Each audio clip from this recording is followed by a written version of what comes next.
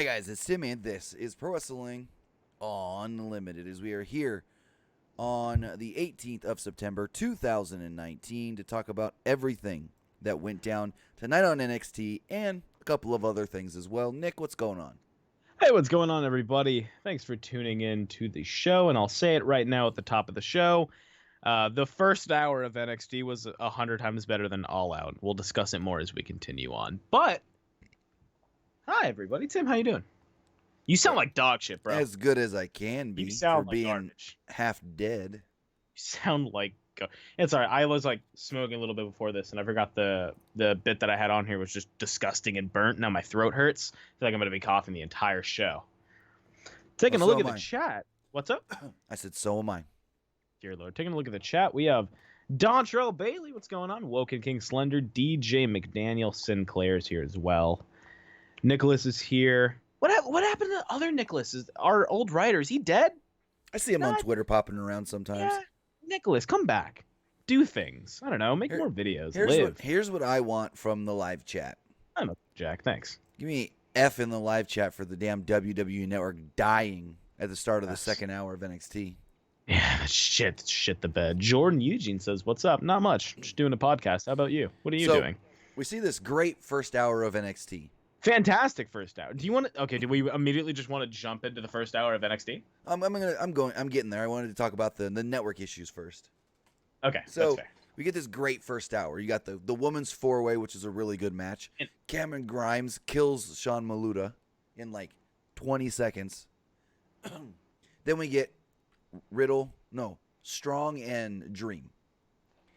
And that match couldn't have been better. Like, I honestly don't think that match could have been better. Fantastic match. I mean, if I want to give one complaint saying, oh, it could have been better, they didn't need Undisputed Era out there to interfere. Exactly. But it works with what Undisputed Era is. Mm-hmm. So we see this great first hour. The last thing we see before they go off the air is Undisputed Era with all the gold. You hear Mauro Ranallo saying, that's it for us on the USA Network. Move over right now to the WWE Network. He's like, right now. Can I still say? Go. I fucking hate Mauro Ranallo. I said last week Vic Joseph's better, and I got Vic Joseph. Give me Vic Joseph and Nigel McGuinness. That's my commentary team for every single show. Raw, SmackDown. We're gonna talk about that here later. We're gonna talk about that later when we talk about the upcoming draft. But so he says, Mauro says, go to the network. I'm like, okay. I go as fast as I can. I don't want to miss anything. And it just gives me like a loading thing. Loading. Error. Please retry. I click it again. Nothing. I'm on my Fire Stick. So I try it a third time. Loading, nothing. I said, what the hell? Switch over to my Roku. Nothing. Switch over to my PS4. Nothing. I'm going to try my Xbox. Couldn't find the controller. Said, screw it. Went to my computer. Tried 3 different browsers. And it says I'm logged out. Won't log me back in. So I don't get back in for almost 30 minutes. So I miss a quarter of the show.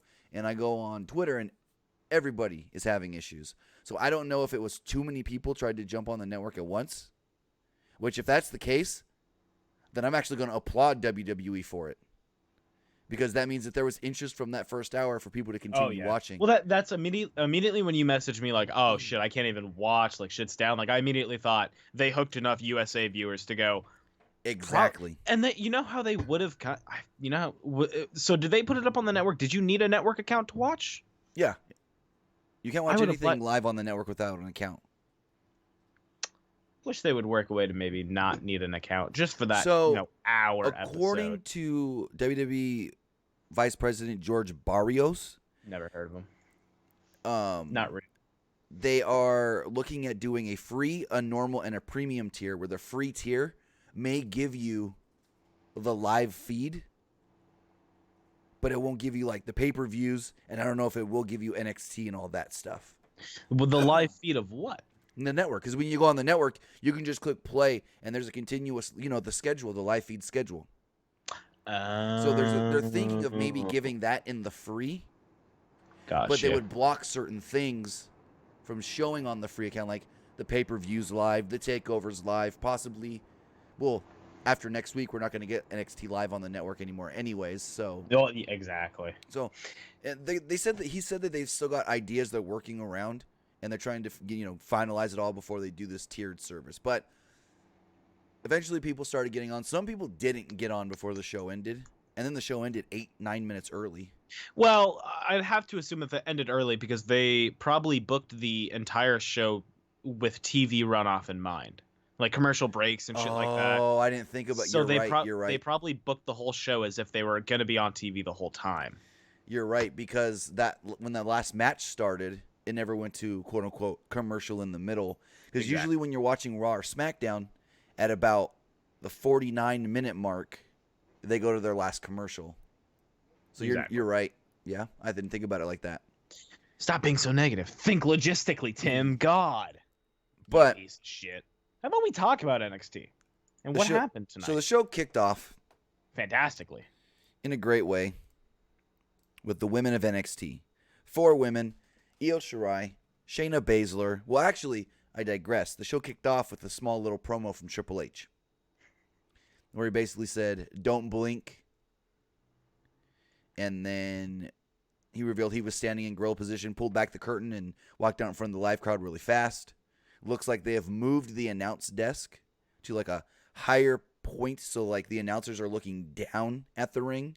I like how Progress does that too. I like the way Progress has that set up. Well, it's supposed to be like with Raw, the more sports feel, because when you're in a, like for football, for instance, when you're in a stadium, you're going to be up higher looking down. It's just like with NASCAR. When you're at the racetrack, you see the announcers, they're up at the top of like the stands where everyone sits.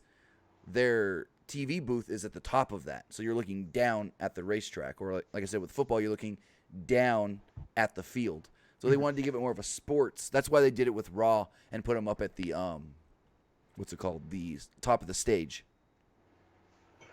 Gotcha. So we still got Beth Phoenix on commentary with Nigel and Morrow. She's just not good. She's not good, but she wasn't as bad as she's been. I felt like she was a little better tonight than normal. I refuse to believe that. And so we got a fatal 4-way match. Winner will go on to face Shayna Baszler for the NXT Women's Championship.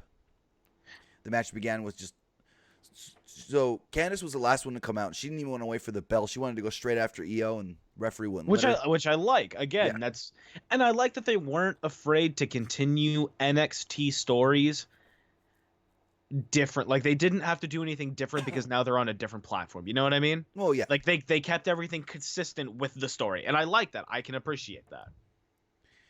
And so as soon as the bell rings, all 4 women just go crazy at each other. Great match. Bianca Belair was slamming Candice LeRae at one point. Belair got to shine with a handspring into a standing moonsault press. Yim and Shirai got involved. Shirai cleaned house with a tiger feint kick and a missile drop kick. Mia Yim then hit a nice tornado DDT. Candice LeRae began running wild when Belair gave her a fallaway slam on the floor.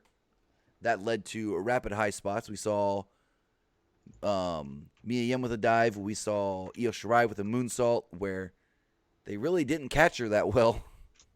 No, God, no. They did not catch her. And it looked exactly like when Alexa Bliss did it with Bayley. And if Bayley didn't catch her, Alexa Bliss was going to have like a broken fucking tailbone last night. On Monday. And then the same thing happened on Tuesday with Charlotte where they didn't catch her either.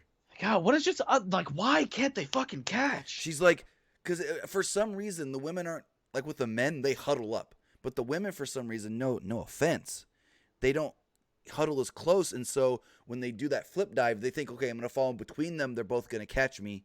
But they're too far apart just slightly, and they just crash. Just land on each other.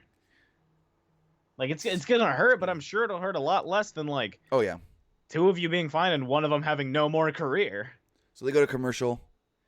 And when they come back from the commercial, they came back, like, if they would have came back 10 seconds later, they would have missed this Tower of Doom spot.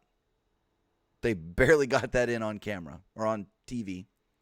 So they showed a replay really quick. Just be like, hey, if you missed it because we just came back from commercial, Tower of Doom. There was another fantastic series of exchanges when Belair got her KOD finisher, on LeRae. Nice. Professional. Hey. Fuck it. You hear my voice? I'm trying to not dry it out. Unfortunately, yes, I do. Yim went for the code blue instead of the code red because she's got blue hair. near fall. Belair fired up and hit a double spear. Belair executed her KOD, but her cover was broken up. Yim caught her with a perfect yaw kick.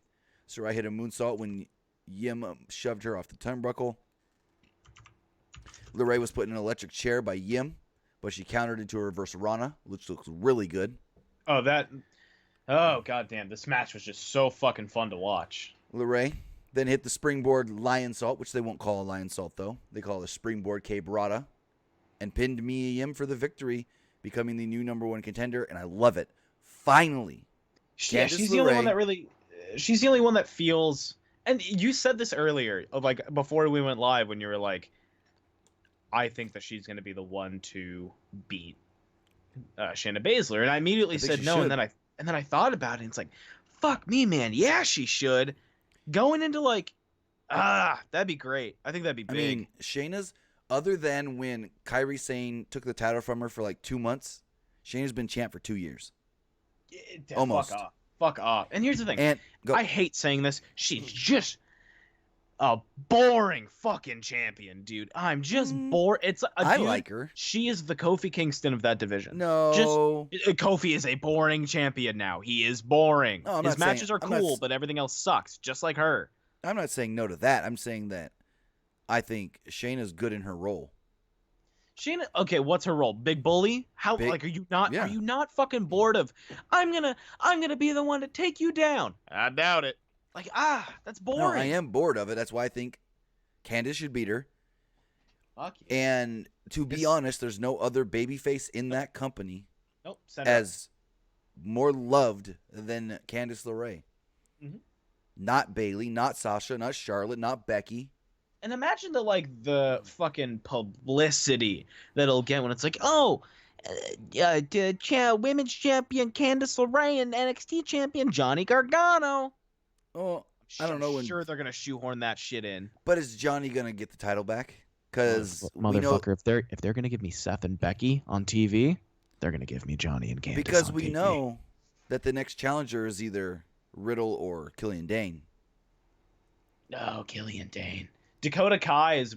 I love Kai. I love her. She's great. What I was trying to say is Candice LeRae is no longer just Johnny Gargano's wife. Which is good, finally. She is now needed to break out of that. Candice LeRae. Thank God. Her shirt She's never going to be the Candice LeRae we know she can be because WWE's not going to give her intergender matches and bust her face open. Yeah, I was going to say, you're going to tell me we're not seeing super kicks with fucking, like, spikes in the boot? It's a shame. They're not bringing in her best friend, her maid of honor at her wedding, frickin' Joey Ryan, to be her tag team partner. But I wish, though. Boy, I fucking wish. After the match, she was celebrating on the ramp when the horsewomen came out. I thought they were going to brawl, but I think it was better that they didn't. They didn't touch her, really. Mm-hmm. They were just like, we see you. We see you. We say it so many times that they need to take the belt off Shayna. They need to take the belt off Shayna. Right. They need to take the belt off Shayna. I don't know what's keeping her on there besides, do they just not have faith in the women in NXT? Or do they legitimately, I couldn't think that they think she's a good champion. No, you know what I think it is? I don't know. That's why I'm asking. I think it's Triple H not wanting to put her on the main roster because he knows that Vince may fuck her up. All right, but they don't give a shit about, like, I don't know, like Andrade, Chad, fucking anyone else from fucking Apollo Crews. No. He tried to, when they called up Nakamura, Triple H tried to stop it. I remember that one. He didn't want Nakamura coming. And then with Joe was supposed to initially go to SmackDown. He said, no, I want Joe on Raw. That was another one that he was able to veto Vince's decision. But Joe's great on SmackDown. But it's just like, why is she staying down here so long when you hear every, 6 months, they want Shayna on the main roster, and then she keeps the belt? I think she's a good wrestler, but as a champion, she's just gotten stale. And, I think I don't know if it's my attention span and I just can't handle long-term champions, but 2 years of the same exact fucking story. All right, I'm gonna head out. And here was my other thing that I was thinking. The Dark Ops is really trying to say shit in chat, but he's just fucking stupid. There's just nothing showing up, and it's funny. Here's my other thing that I was thinking that it's not relevant anymore. But I think before WrestleMania, they didn't want to bring her up because of the Ronda situation. And then everyone would just be like, you got to put her with Ronda. But she's a heel. Ronda's a babyface. How do you work that together, Ronda? You know what I mean? But now that Ronda's gone, maybe never coming back as a performer or a main performer. Maybe she'll come back for one more match. Or as a stable leader, if she really wants to come back and they don't want to arrest her, make her a stable leader. But can Ronda work as a heel? Absolutely, Ronda Rousey. Will the WWE audience accept her as a heel? Are you okay? They love to hate her. That crowd loves to find reasons to boo Ronda Rousey. So if they're gonna find reasons to boo her, why not give them reasons and then package her as a heel? Very true. I think she could do great. She's okay. I hate saying this. In my opinion, she's pretty fucking annoying on the mic. She's just not good. She can barely fucking fuck her way through a sentence. Who, Ronda? So yeah. And now she's acting. Anyone can be an actor. I mean, hey, I'm an actor. So some websites. Don't go to those. I promise. We then got a vignette hype video of Dominik Dijakovic. And we learned that next week we will get Dijakovic or Jakovic, whatever you want to call him, against Keith Lee. And if you saw their match from about 3 weeks ago, I think it was, that match was awesome. They were doing a better cruiserweight match than you see on 205 Live. So here's my thing. Their matches have always been fantastic. Oh, yeah. Ever since their like indie days and like CZW and PWG. Their PWG matches were great. I mean, that's great. It's a great way to highlight them. I fuck yeah, dude. I'm all with it. I mean, their last match, they were killing it. They got a standing ovation. Dijakovic did a corkscrew plancha over the top rope. They did a freaking Spanish fly off the top where Keith Lee looked like he freaking smushed his neck and like, just crunched it. Poor Keith Lee. So then we got Sean Maluta coming out. I'm like, oh, hey, I haven't seen Sean Maluta in a while. He's probably gonna get creamed. Yeah, poor kid. So I'm like, he's probably getting squashed. Where's Damian Priest? But then out came Cameron Grimes, and I go, okay, maybe we'll get a 4 or 5 minute match. Nope. 20, 30 seconds. Cameron Grimes was the one to squash Sean Maluta instead. I was like, yeah, dude. Wow. I really wish WWE really implemented like the fact that like, you know, they did it with Kurt Hawkins, but the fact that like, hey, this dude's gonna fucking lose, and like he's gonna lose bad. I miss that kind of shit. I think that's so good for shows like Raw and for shows like, you know, and SmackDown NXT can utilize it, but like just knowing like you're sitting through a pretty long show and just knowing that like, all right, I'm gonna get something fucking funny out of this dude getting his shit rocked. Right. Like there's gonna be some, whether it's good comedy or bad comedy, I can appreciate the fact that they're trying to give me comedy. Right. And I think putting this match here was actually a good idea, keeping it short and everything, because it just broke up between the number one contender 4-way and then the North American title match that we did get next. Mm-hmm. So we got Velveteen Dream defending the NXT North American Championship against Roderick Strong. I was a little surprised. Real quick, did you know? Did I know what?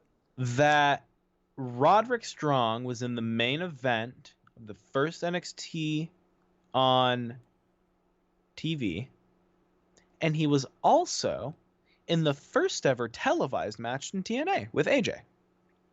In TNA, really? Mm-hmm. Found that out today.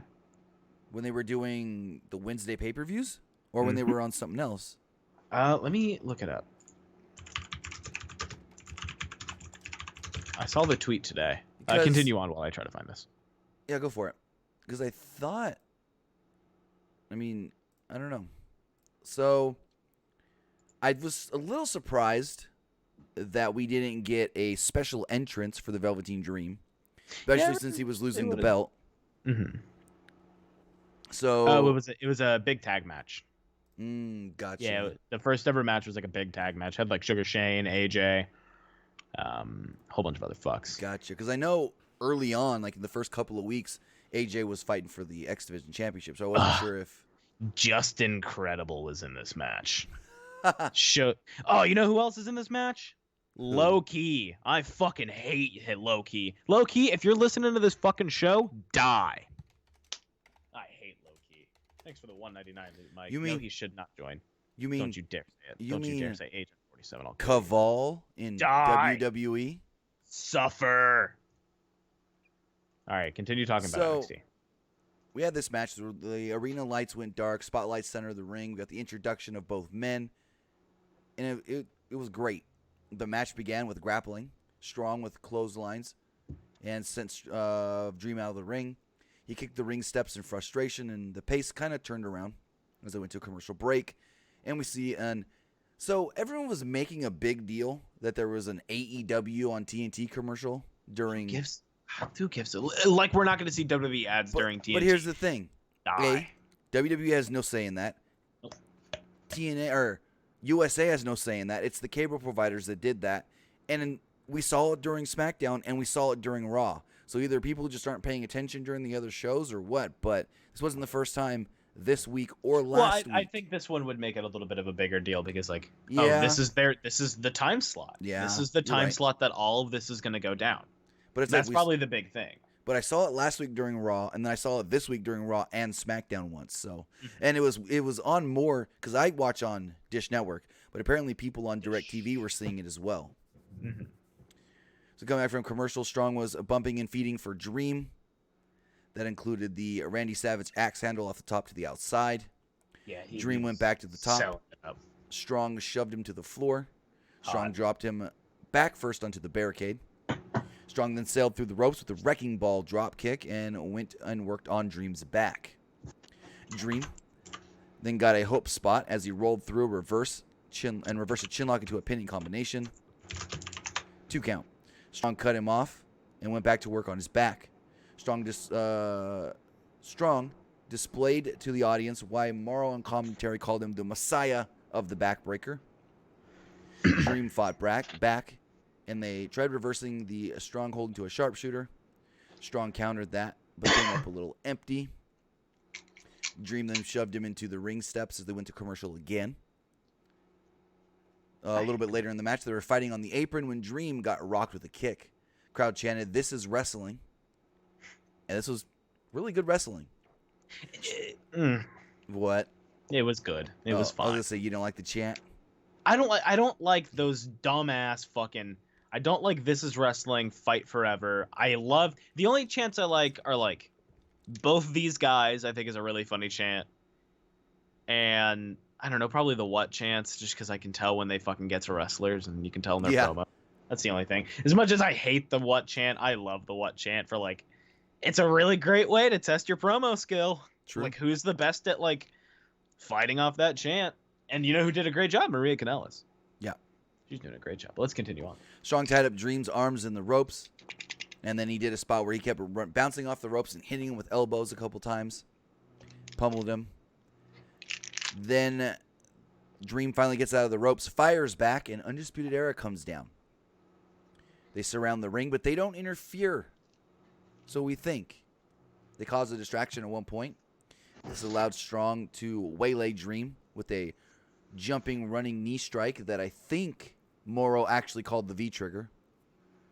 Die if he called it that. I'll kill him. I'm 99% sure I heard him say V-trigger. I don't like it.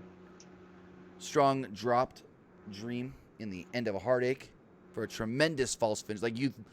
The Dream couldn't have kicked out any closer to the 3 here. So he gets back up. He starts fighting. He gets to the top rope. Adam Cole super kicks him.